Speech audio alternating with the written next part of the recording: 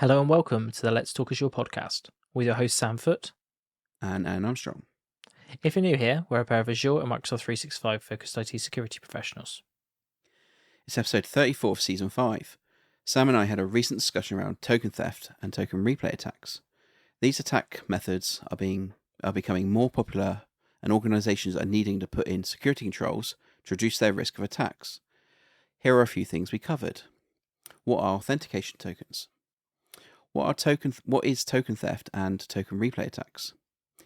How can an organization reduce their risk of tokens being stolen?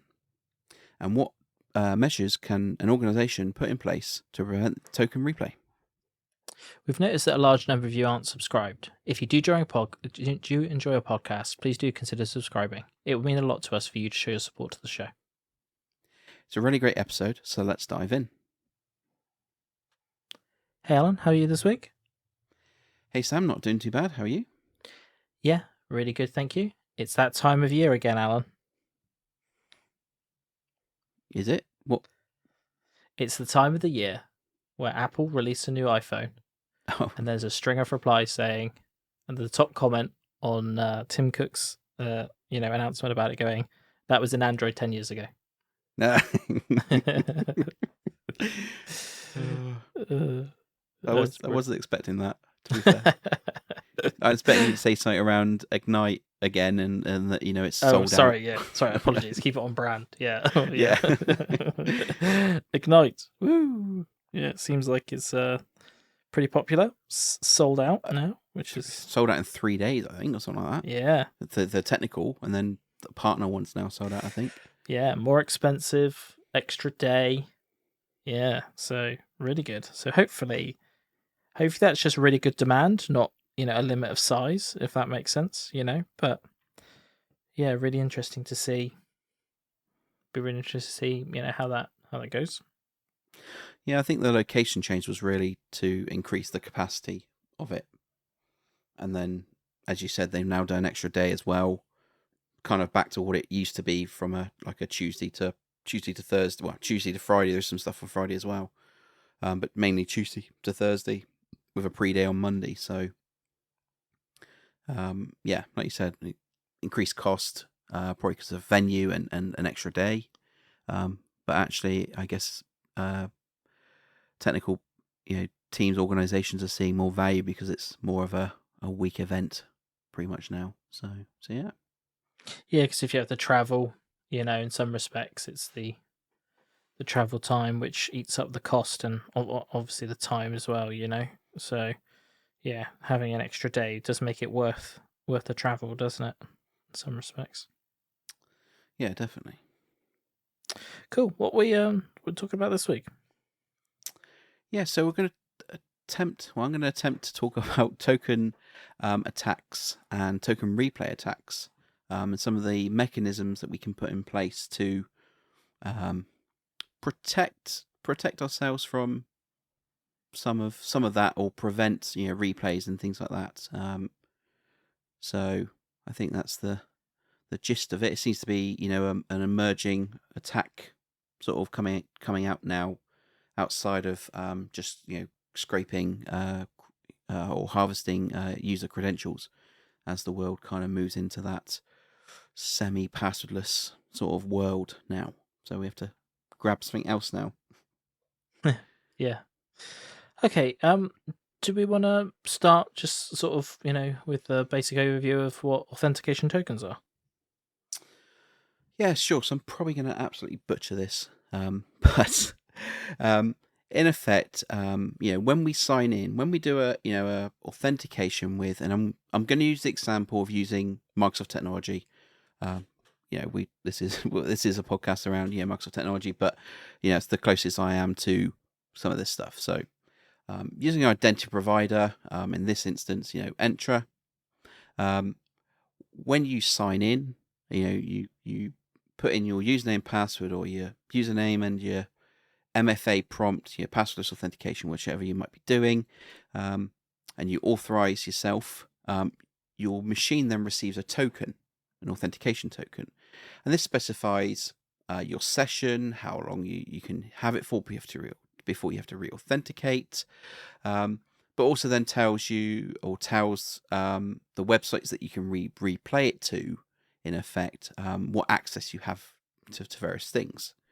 And this has been, I don't know, Sam, it's been like, tokens have been used for many years, haven't they?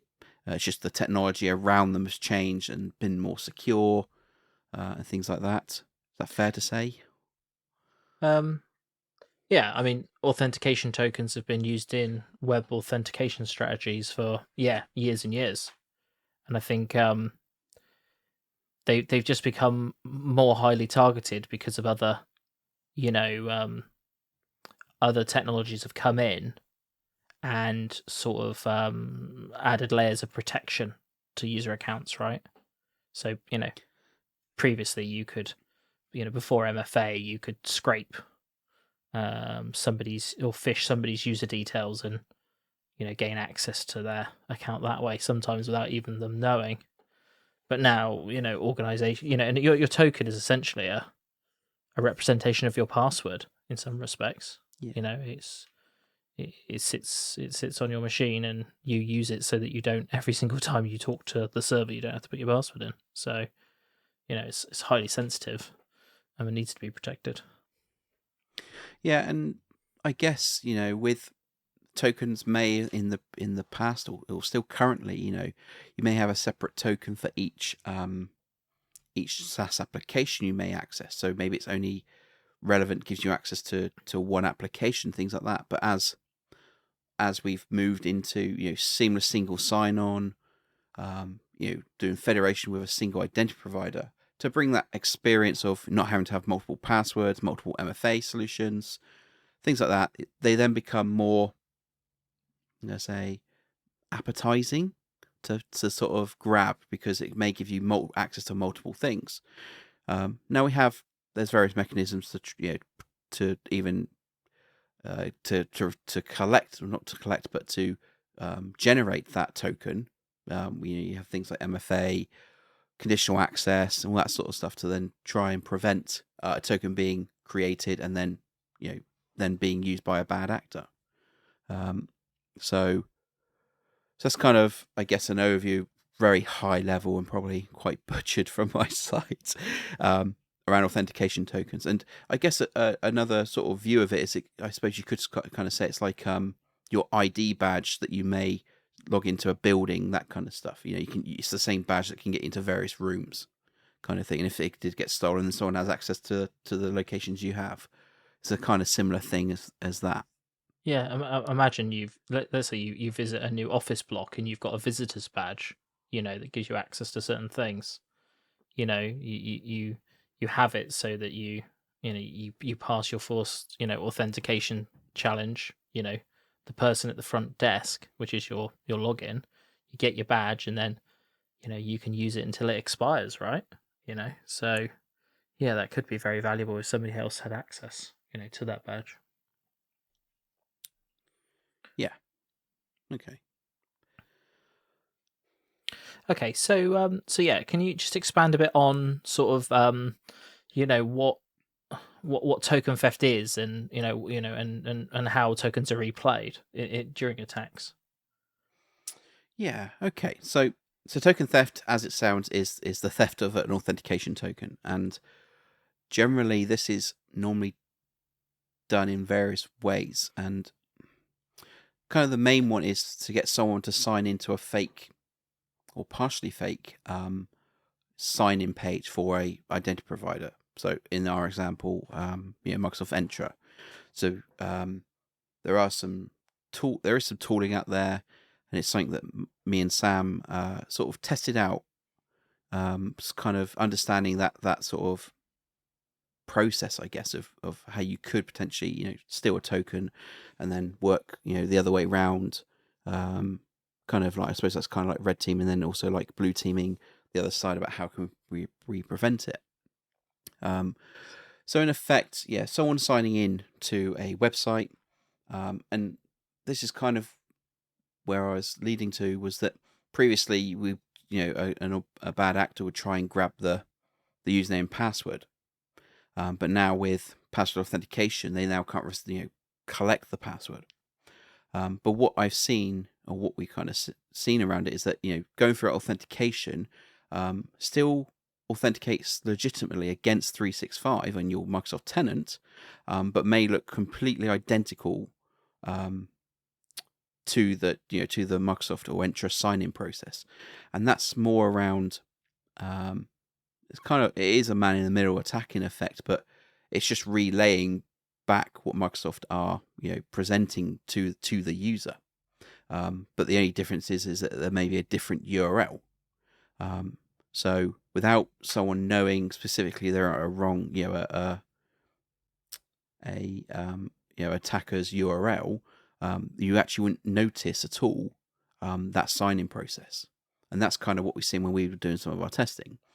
So as part of that, once you sign in, authenticate, it then redirects you back to 365. It is then captured the token on the way through, and then that, in effect, then that can be reused on another machine or anywhere else until that token expires. So some configuration could be set to never expire, be persistent, so that token never in effect dies or expires. So then potentially could be replayed in other places. In effect, this kind of attack is sort of two parts. So one is collecting the token, which is token theft, but then you've got token replay, which is, as it sounds, reusing that token to then sign in on a browser. So logging into going to the portal, the Entra page to sign in, and then replaying the token against to Entra, and then it letting you sign in, and then giving you access, the same access as that user.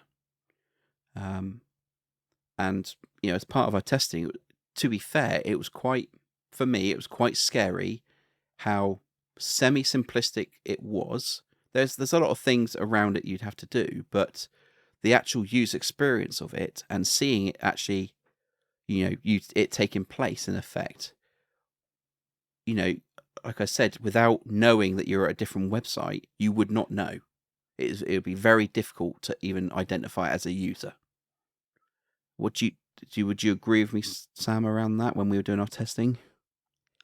Yeah, because essentially the login page is identical, isn't it? It even pulls in your branding, that your company set. And that's kind of what I was saying previously, was that it's not actually a website been generated. Exactly. I think it's actually just replaying back what it's almost like a reverse proxy, almost, isn't it, that is taking place. Actually, the bad actor isn't creating a fake website or anything like that. They're literally just they're just man in the middle, in effect, the attack. So it's just everything's coming from the the legitimate Entra website. So you can't really see it. Yeah, and then as soon as they've got that, as soon as they got that token, it's fair game. How do attackers actually utilize that token? Do they make it easy for themselves to exfiltrate and use it? Because I suppose how do you use a token? Because it's used behind the scenes, isn't it, by applications? You don't see it as a user, do you? No. So I've seen, so the way that I was testing it was that there is actually a plugin for editing or modifying tokens. I think there's more of a legitimate reason for probably dev testing, applications, things like that, to understand what the tokens are, kind of thing. But in effect, you can just load your token into that sort of browser extension, and then just refresh the page, and then that token's then presented to the identity provider, and then you're signed in. So this is really only targeted at browser sessions. It's not around Office, applications themselves. Because I think it's quite difficult to probably steal the tokens from that and replay them at least into an application. There, I might be wrong on that, but I think it's definitely the main attack is around browser access. There. Yeah, no, definitely, and it's the easiest mechanism, isn't it? It's the most recognized, We use so many SaaS applications that are even SSO'd, so it's a normal journey for somebody to have to be. It's like, oh, I'm being reprompted whilst logging into. They've been sent, a phishing link in a, I don't know. Somebody shared something with you on Dropbox. Oh, we use Dropbox. Oh, let me go in, just sign in. Oh, I've got to SSO again. Oh, that's annoying. Oh, let me just do that quick. It's like Yeah. it's very believable, isn't it? So, and a lot of these attacks, the domains that they may redirect through are still haven't been picked up by web gateways and filtering. So essentially 0 day at that point, isn't it? Nobody really knows what it is. Yeah, and as you kind of said as well, even your branding comes through. So, some indicators of whether, it looks different than a normal, Entra sign in, like you said, or a re-authentication. You'll see your branding, it looks practically the same. It is worry, to be fair, it's worrying about how good it is in some form, or how good it can be. Yeah, definitely. Okay, Alan. So, so I suppose I don't know. We don't want to put the fear in into No. everybody. So, let's hope there is a way to protect against it. So, how can organizations reduce their risks of tokens being stolen? Okay, so as we kind of said, that it is kind of two parts to this sort of attack. It is the stolen tokens in the replay. So for token theft, one part is, as every organization kind of knows, it's user training, making sure they're up to speed on best practice around websites, things like that, because there will be some inconsistency with a website. It's always the human factor, so yeah, it's definitely worth making sure that users are up to date on their latest cybersecurity training and things like that. But from a technology perspective, really, it's understanding how someone could get to a malicious website where this could take place and collect credentials or the tokens. So this is kind of putting in technologies to prevent even the user getting to that point. So this is kind of talking around secure web, not secure web gateways, but potentially, but I'm more talking about secure email gateways. So Defender for Office from the Microsoft kind of play, the Mimecast, the proof points out there kind of stuff, and the various other ones. Being able to prevent a phishing email even getting through to the user is sort of your key or primary sort of prevention of token theft. Again, it's not necessarily just email. It could be a file that's come in from a USB pen from third parties, things like that. All the various ways that someone can click on a link and then it will ask them to sign in. So that's one part around email. The second part is probably a secure web gateway that's looking at threats, checking the URLs that you're actually going to on the device. With Defender for Office, you've got safe links as well, which is kind of part of that. But the second part around email, secure web gateways, and actually preventing users to go into random websites that aren't agreed by categories and things like that. So really, it's all sort of prevention of the user even getting to the point of sort of signing in. The other part kind of to this is if a user does get to one of these websites and does put in their credentials, there generally isn't a way, as far as I'm aware, to actually prevent the token from being taken as soon as they sign in, outside of preventing them even getting to that website. Same thing with if you're trying to prevent harvesting of credentials, username and password. If a user does get to it, they have been taken. There's nothing. I don't think there's anything around endpoint or anything like that could prevent it outside of anything being on a, from threat intel that knows it's a bad website and that kind of stuff. One thing we have seen, a couple of organizations out there or services do, and we did test it ourselves in effect building our own, is that you can do some what is it, Sam? Some CSS coding on your login page to in effect detect or try to do some detection about where you're signing in from and where you've been redirected from, in effect, so that you can then detect that and maybe change some of your branding to indicate that maybe this isn't a trusted site. Is that fair to say, Sam? I've probably done that not very much justice. Yeah, you can, on the sign-in page, you can set a JavaScript payload. I think that's what it is. And at that point, you can sort of see where you've been, what's called referred from. So there is a referrer URL which is passed through, which is essentially where have I come from. It's how websites like track you. Used to, I suppose. There's a lot of privacy protections in place now, but it's basically how websites used to know that you come from Google and things like that. So what you can say is if my referrer isn't login.microsoft.com or something like that, then you can dynamically. No. So it's not some JavaScript. It's you create an endpoint which returns an image, which is going to be used as your background image, and then when you request that image from your endpoint, you basically say, "What's my referrer?"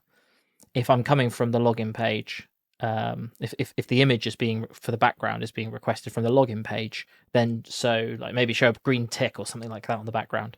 If it's any other URL, then return an image which shows to the user that it's unsafe to log in at that point, because the URL will be incorrect. It won't be the correct referrer URL from Microsoft. There is a way to do that, and you can. How did we do it? Did we do it with a? You have a function app, didn't you? Or something? No, you want a function app. With a function app, or maybe an API management instance or something like that. I think it was a function app. Yeah, I think it was. I can't remember, but yeah. Yeah. So it does require some technical ability to do it, but it is relatively simplistic. I did ask the question of why is this not built in? It seems crazy that it's not, but it isn't currently today. Yeah, and there are some companies out there that actually provide a service that look after that for you, in effect, and have a service that you can sign up to, and they tell you what to put onto your identity provider. They cover multiple IDPs, and then you can actually they can give you a report or give you alerting if someone goes to it. They might not be able to know who goes to it, but I think they can determine potentially the IP address that they've come from, and what website is cloning, is in effect cloning you. So really, that's kind of the only way to inform the user at the time, or as a prevention, to put in their credentials in this sort of sophisticated attack where, in effect, you really can't tell, especially if you're not looking at the URL kind of thing.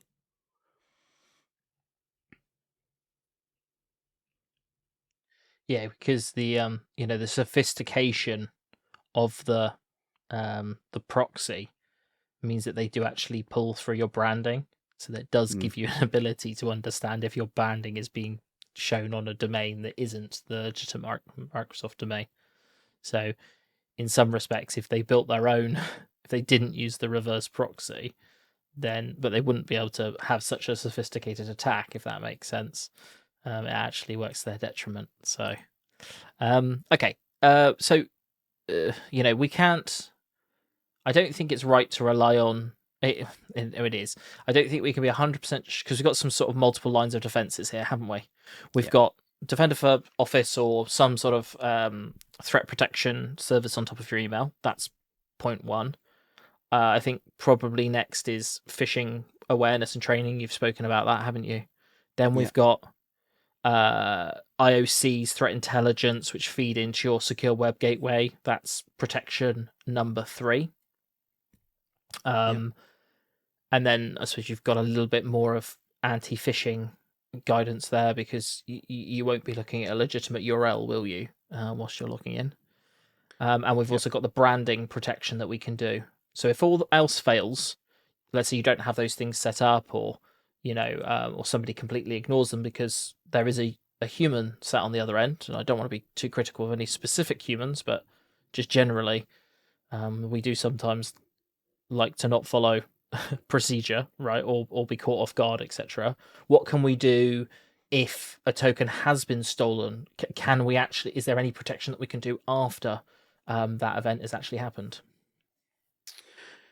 So from a, and again, I'm gonna take the stance on enter and conditional access side of things. There are protections in place that can protect as best they can around the replay of the token, and mainly the main mechanism is the continuous access evaluation, the CAE sort of capability that Entra has around conditional access. So continuous access evaluation, in effect, detects when a user has changed IP address, device, things like that, and then just checks whether the token is still valid against that sort of mechanism. And that's dependent on, in effect, it forces a re-evaluation of conditional access. So it just says, in effect, something's changed, let's recheck conditional access. So with conditional access, there may be a different condition, which means they have to do a different MFA prompt. So maybe if it's outside of country, where the organization works, there might be a block there. So that will then prevent the token from being replayed in another country. Bear in mind that a bad actor could use a VPN and get into the into the same region or the country that you sort of reside in. They could potentially still use that token there. Some of the other checks within conditional access, like I said, there may be an elevated MFA prompt when you're not when you're in a certain situation or when accessing certain services. So maybe you've just done a standard MFA notification, and now you need to do a passwordless one or a phishing resistant one. So elevating your level of authentication, in effect. That's another mechanism there within conditional access. Another part is named locations. So again, specifying which countries you can come from, but also maybe you're specifying that actually you're going to come from the office IP address via a VPN, things like that. So that can also prevent it, because again, continuous access evaluation kicks in, determines you're not on the IP address or coming from an IP address that's trusted, and then you're doing a re-evaluation, running through your conditional access to validate whether you're allowed access or not. So some of those seem fairly simple, but can also be quite restrictive. Forcing organizations to be at specific IP addresses, things like that, means that moving around, requiring VPNs in place to validate that, can be potentially costly, because you have to have a VPN service there to manage that. The restrictions on which countries might not be somewhat realistic, because you might be multi-region, multinational organization in everywhere, in every country or majority of countries. There may be countries there that actually definitely do not want access from, and that kind of thing. But there is one other sort of technology or solution there as well that can help be a little bit more flexible around it. And that's around the global secure access from Entra. So This is around the Microsoft 365 forwarding profile. In effect, this is traffic. In effect, VPN your Microsoft 365 traffic to the global secure access network, and then going via Microsoft out to 365 and to 365. So that all seems okay, but what that does is if you come from the global secure access network, in effect, there's now a new condition or a new network location in the network sort of conditions in conditional access that says a compliant network, and that is global secure access. So a user can still move around and use global secure access, because global secure access today needs to be on a managed device, an intra-joined or hybrid joined device to work. So it's guaranteed to be one of your machines, excluding the scenarios of someone stealing a laptop and things like that, because that is in country kind of stuff, and that again remote wipes can prevent a user actually using the device and things like that. So it's from a managed device. It can then sign into the client, and then you can tick that box saying that to access 365 you have to come from this compliant network, which is the global secure access network. So that allows flexibility to move around to a cloud service without having to be tied to, Microsoft 365 traffic having to go to your organization and then back out, saving on dependencies on your network equipment to access 365 and things like that. It gives a lot of flexibility. And again, if a bad actor does grab a token, then when they try to use it anywhere, even in country at that point, or trusted countries and things like that, then it is in effect invalid to them. So I think that's quite powerful from a flexibility perspective.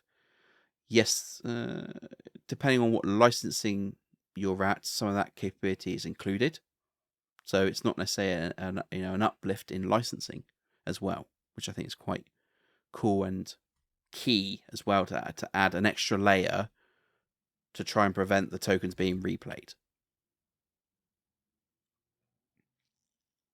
Yeah, definitely. Yeah, so essentially what we're saying is that you've got multiple, layers of protection, really, haven't you? That you can, you can actually, layer in place. Yeah, and some, like I said, some of them are quite restrictive and preventing you from doing certain things or allowing users to do certain things, being more flexible about where they can work and things like that, or what process you have to go through to gain access. So there is a trade-off between complexity and usability and security, that kind of the whole world of you need to do what's best for the organization to so that at least you can still run in a I'm going to say productive way, efficient way, while still being secure. And one thing I kind of forgot as well, I didn't forget, I was going to come at sort of now, was that you can also set a token expiry date or time on it. So you can say, it's valid for 1 day, it's valid for a week, kind of thing. So if there are some sensitive, I think you have to set that across, all your services in effect. Say this is a token that expires after maybe 24 hours. So someone has to re-authenticate. And again, that might be may seem inconvenient to a user, but as we bring in these mechanisms to single sign you in on your device because of hybrid join, Windows Hello for Business, all that kind of stuff, the user never really sees it, or it's not a burden on them, because the MFA prompts and things like that are done for it's done for them previously, especially Windows Hello for Business. It's very seamless at that point, so you can be very secure and still have a good user experience for the user as well. Yeah, definitely. I think it's about making, the necessary trade-offs in your scenarios, isn't it? And how sort of the sensitivity of what you're protecting and and what sort of resources you've got available to you, to lock things down. But yeah, there is definitely ways to layer on security. Yeah, and actually just thinking around it, when we were doing our testing, we also found that recently there's been a new security alert within Defender XDR, and I'm guessing it's come from identity protection at this point, or it's a combination of identity protection, Defender for Endpoint, Defender for Office, and probably Defender for Cloud Apps actually around that actually it comes up saying possibly a token theft or replay of a token there. So again, there is some alerting and in the background of Microsoft trying to work out if something has happened around a token, and then that alert can then go to your SOC, to your managed SOC, to then do investigation, reset tokens manually, reset sessions, etc., to prevent that access as well. So I've got that part as well in the mix. Nice. Anything else you want to cover, Alan? No, I don't think so. I think there's lots of tools within the identity providers. I'm going to be generalized with that. But I've as I've kind of talked about, there's a lot in Entra to help, like you said, put layers of security to prevent the user even getting to it and the token being stolen, but also the replaying of the token if it ever does get stolen. So you've kind of got your pre-breach and your post-breach kind of tooling there, I guess, as well. Great. Thanks very much for that, Alan. That was a really good overview, and definitely a popular topic at the moment for unfortunate reasons. Yeah. Okay, what's the next episode, Sam? Yeah, so next episode for us is going to be the news. So we'll be covering our next episode will be early October, covering September's news. Nice. Cool. So did you enjoy this episode? If so, please do consider leaving us a review on Apple, Spotify, or YouTube. This really helps us to reach out to more people like yourselves. If you do have any specific feedback or suggestions for episodes, we do have a link in our show notes to get in contact with us, or you can put a comment on one of the episodes. Yeah, and if you made it this far, thanks ever so much for listening, and we'll catch you on the next one. Yeah, thanks all.